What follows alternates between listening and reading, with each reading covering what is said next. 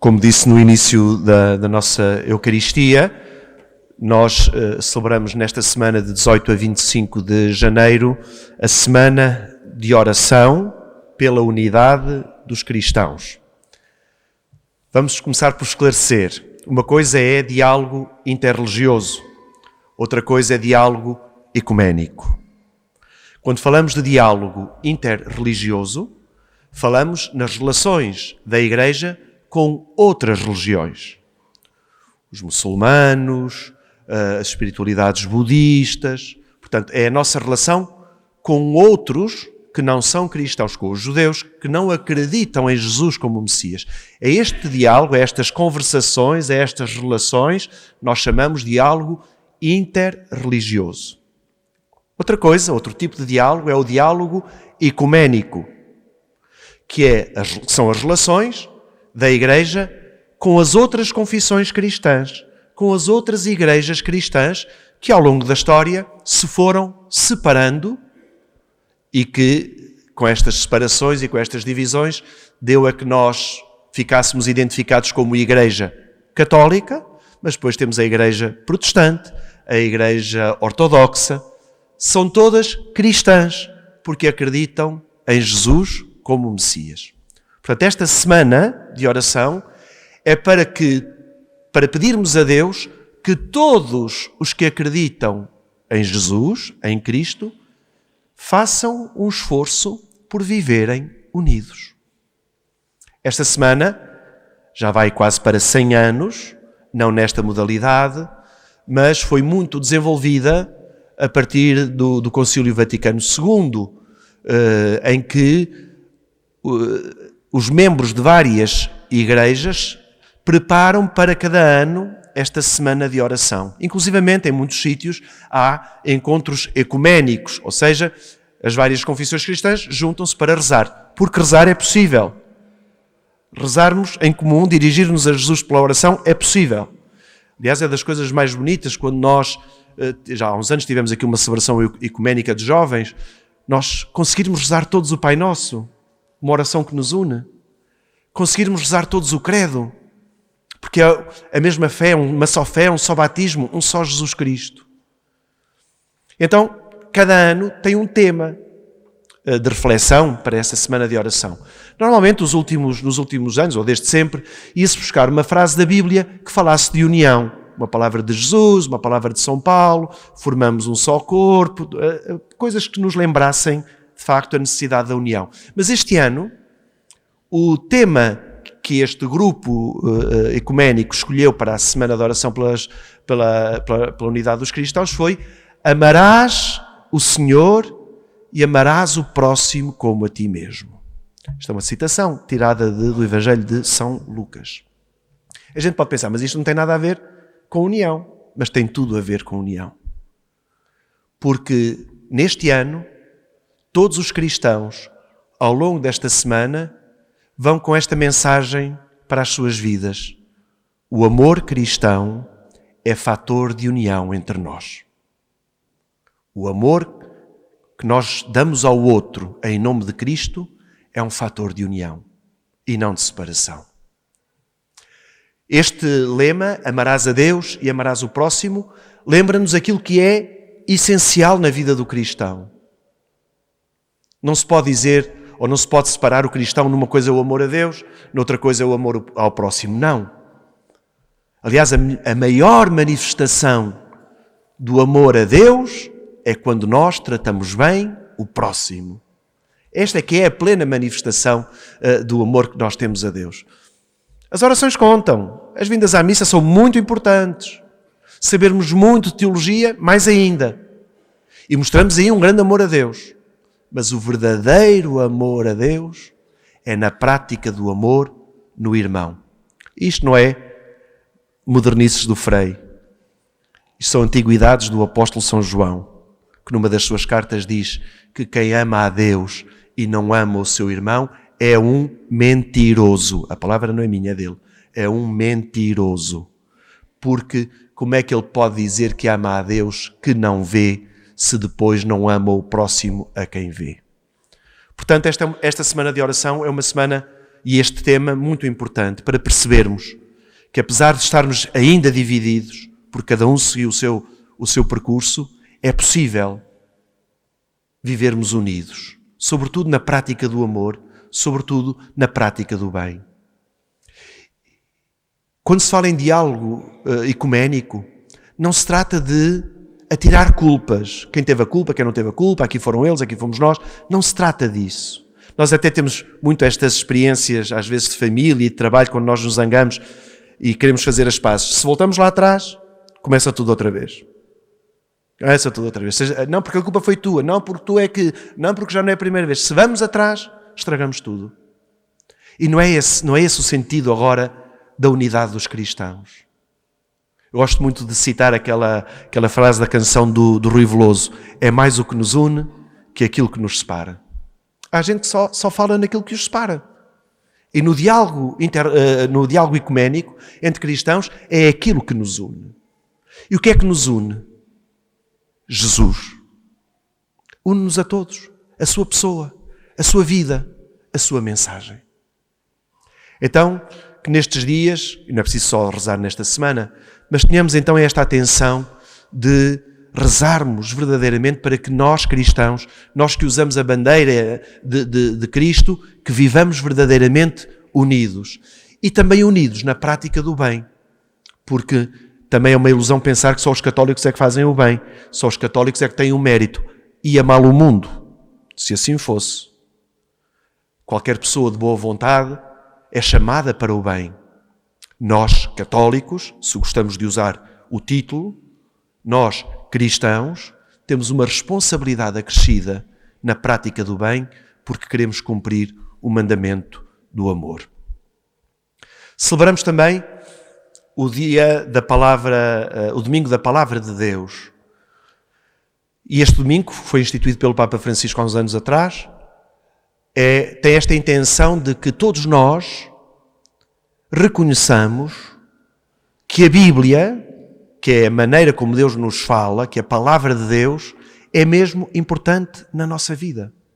Não sei se repararam, qualquer celebração na igreja, batismos, funerais, casamentos, missas, tem sempre leituras. E não é só para dar corpo à celebração. É pela importância que a Palavra de Deus tem na nossa vida.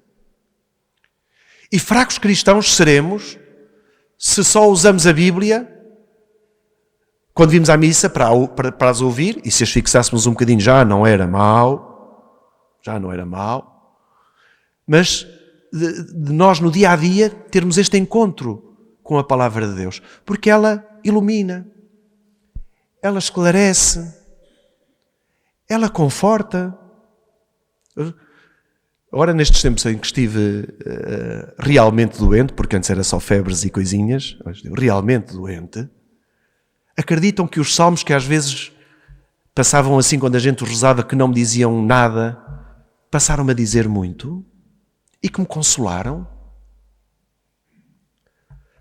Aquelas palavras que durante toda a vida eu andei a rezar e que, está bem, a gente rezava-as, mas que depois, quando a gente está numa situação mais complicada e não anda à procura, porque foi toda a vida naqueles salmos, e que eles agora ganharam um novo sentido porque pensei que se dirigiam a mim. Meu Deus, porque me abandonaste? Pai, nas tuas mãos entrego o meu espírito. Dia e noite as lágrimas são o meu pão, enquanto me perguntam todo dia onde está o teu Deus. O Senhor salvou-me porque me tem amor. Todas estas coisas que a gente ouvia e que faziam parte de uma rotina espiritual ganharam um novo sentido. E é assim a Palavra de Deus. A Palavra de Deus ilumina, esclarece, consola e converte. E por isso este domingo da Palavra de Deus vem muito a propósito das leituras que nós acabamos de escutar. Porque a primeira leitura e o Evangelho, com aquela frase última da carta de São Paulo,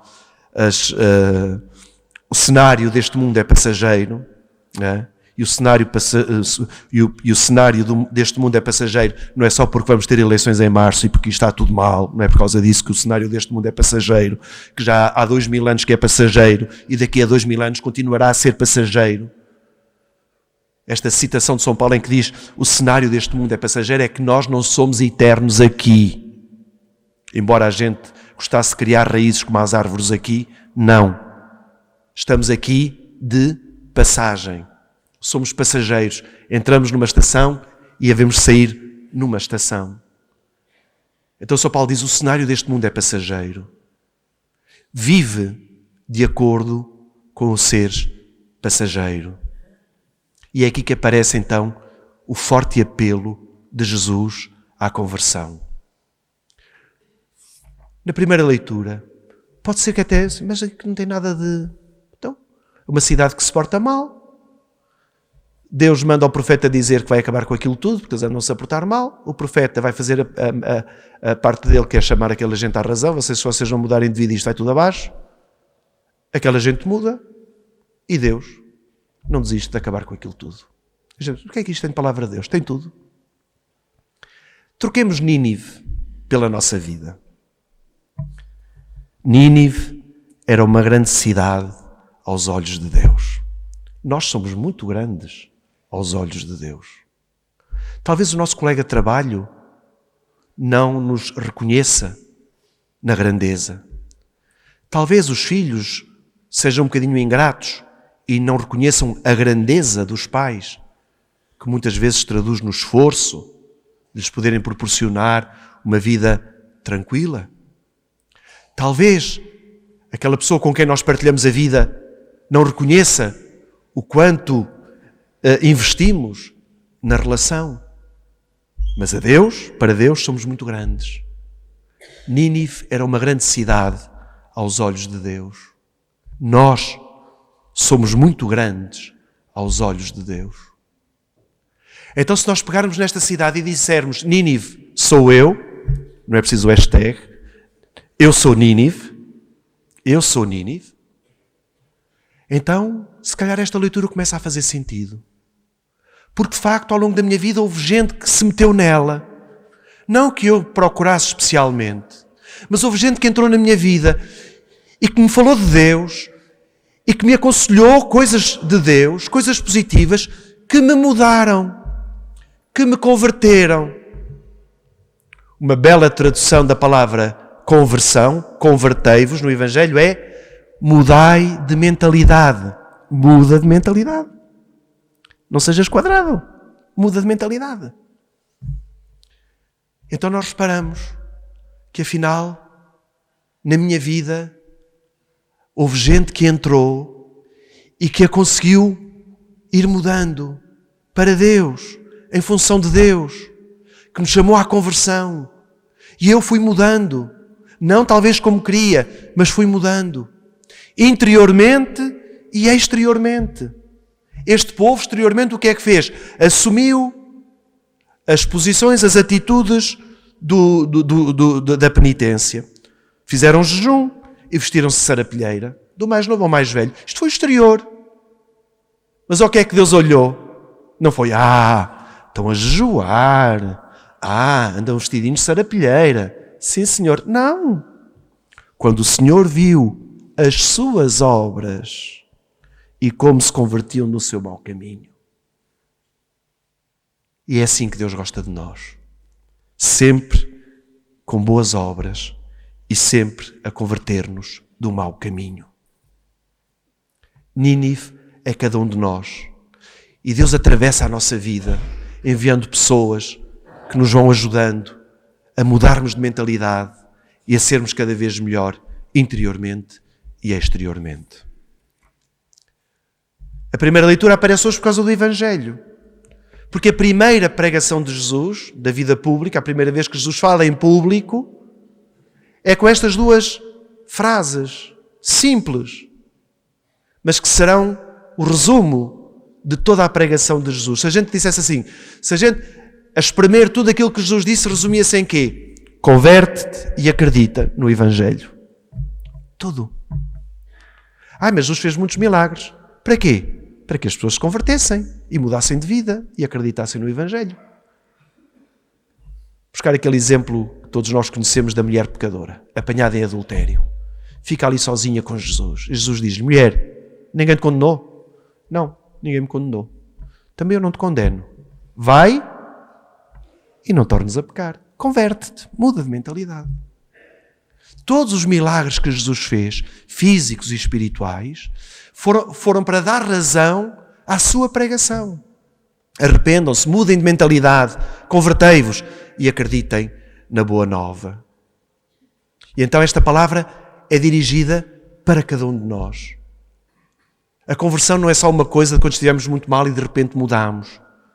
Cada vez mais, todos nós que vamos pecando, vamos nos dando conta que a mudança de mentalidade é diária.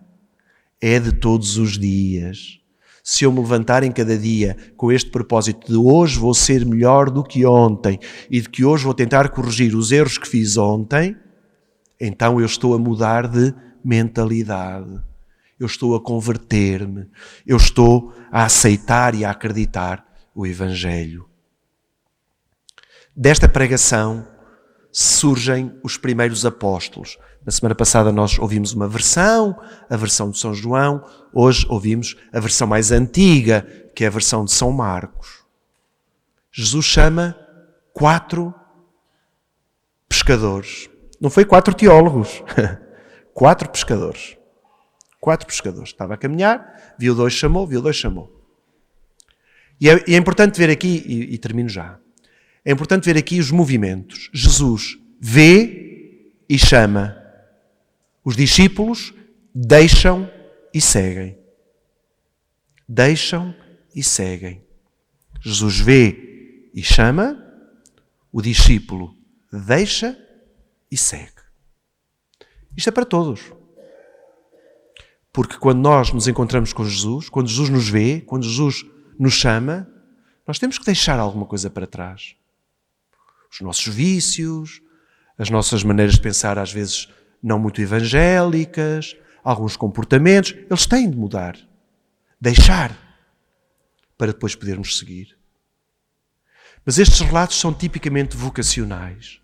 Ou seja, de gente que largou tudo para seguir Jesus, para se entregar à mesma causa de Jesus. E embora este não seja o domingo das vocações, é importante falar delas. Porque todos nós que aqui estamos, na igreja em que vivemos e no tempo em que estamos, precisamos de homens e mulheres que deixem tudo para seguir Jesus. Para nos continuarem a falar de Jesus. Para que tenham uma liberdade de vida total para estar ao serviço de Jesus na sua igreja. As vocações não vêm do céu. As vocações não vêm do céu. Não foi Nosso Senhor que me mandou cá para baixo, agora vais lá para baixo. Eu nasci de uma família. Os padres nascemos de uma família, os religiosos nascemos de uma família. As religiosas tiveram uma família, têm uma família. É daí que saem. Nós, se queremos uma igreja que continue com pessoas disponíveis, como é que nós falamos aos nossos filhos da questão da vocação, de te entregares inteiramente à causa do Evangelho? Tenho pena, digo isto por homem, não é contra... Tenho pena que muitos homens só se arrependam de ter casado quando se divorciaram. Se eu soubesse, pois é. Há pessoas que fizeram melhores opções. Pensem antes de casar-se, não é para ser padre. Malta nova, pensem. Vejam lá a vossa vida. Senão daqui a uns anos vão dizer, se eu tivesse ouvido o Frei. Pois é. Pois é. Agora é tarde.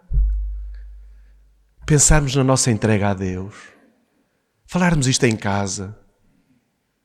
As escolas não falam, por muito católicas que sejam, que estes acompanhamentos psicológicos se fazem na escola para ver para que área que a pessoa vai, qual é a tendência que a pessoa tem a nível profissional, não falam da espiritual. Não falam da religiosa. Temos que ser nós a fazê-lo, a questioná-lo. E as pessoas às vezes acham que a vida de padre é uma vida parada. Não é. Não é. É que não é mesmo. Taxa de desemprego, 0%.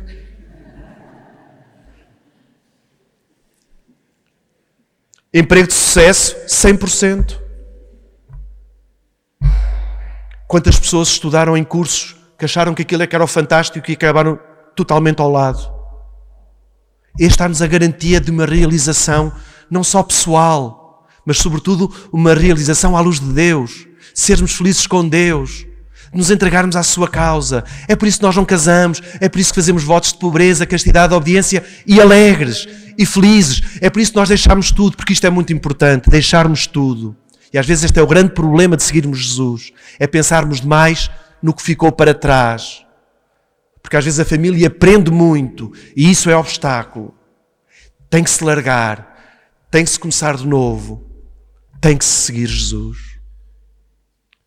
Malta que está aqui mais nova, não estou a pedir que sejam todos padres e freiras, mas não excluam à primeira essa possibilidade de serem felizes em Deus.